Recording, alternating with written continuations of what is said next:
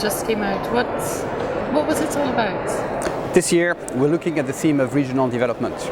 The key conclusion is to say that there's a lot of specific resources that's more or less hidden in African regions, African territories, at local level, in cross-border areas that usually escapes the radar of national policymakers.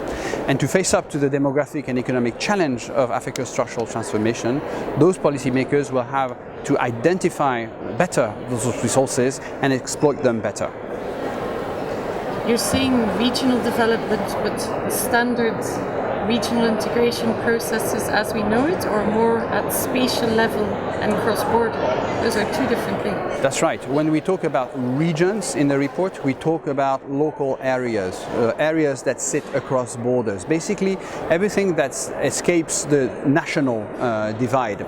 So we look at functional areas, that's places where things happen, where people live, where people work, where they travel, where they die eventually. So we want to look at where economics really happen to make sure that this doesn't escape the attention of policymakers.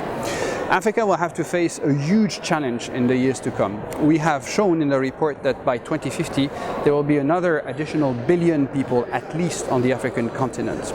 It's a huge opportunity because it means that the dependency ratios are going to go down. In the 80s and 90s you had basically one active person per inactive person, which was extremely heavy burden. So we expect that the activity ratio, the number of active people over inactive, will rise to 1.5, 1.6 in the coming decades. It's a huge opportunity to have a demographic dividend. But for this demographic dividend to be realized, then these people need to have a job, and as much as possible a decent one. So the challenge of job creation remains absolutely massive. There will not be any silver bullet solution. It's not industrialization alone that can solve it. It's not new agricultural development strategies alone. It's not even focusing on the service sector India style that can solve it. African strategies will have to be innovative and combine the merits of all these different sectoral approaches.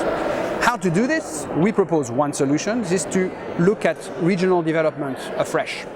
We propose that looking at spaces, having fresh development strategies that are multi-sectoral, that are more participatory, and that are place-based can be an innovative way of articulating all those sectoral approaches to really tackle the challenge of massive job creation. But I can imagine policymakers at national level who've been used to serving their constituency but having the power in the capital might not necessarily be so interested in having this new powerful dynamics and power distribution somewhere else far away from the capital in regional spatial developments. Do you feel how do African policymakers look at your report? What have been the responses so far? You're right to say that the political economy plays an extremely important role. But I think policymakers in all countries are starting to realize that they have no choice but to make the most of all the resources that their countries have to face up to the challenge of structural transformation in their countries.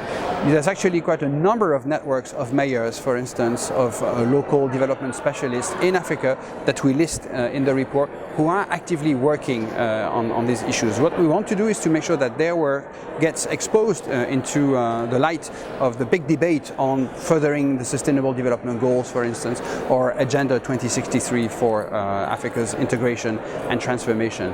It is striking that when you look at national development plans or the poverty reduction strategies, only very few of them even mention cities or places, as one key actor of development. So there's definitely an awakening here that needs to happen, and we hope that our report can contribute.